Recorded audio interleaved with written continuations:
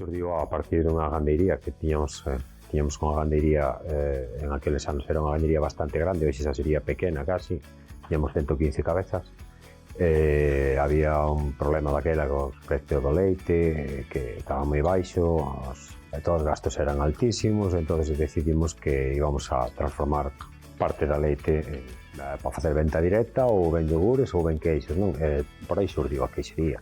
Entón estamos facendo, digamos, un produto casi exclusivo, que só se fai nunha pequena zona da provincia de Lugo. Como queixo cebreiro facemos fresco, que xa se estaba facendo antes tamén, pero a partir de 2015 desenrolamos unha maduración no queixo cebreiro e conseguimos facer un cebreiro curado que gañou o Campeonato de España absoluto de todos os queixos, non?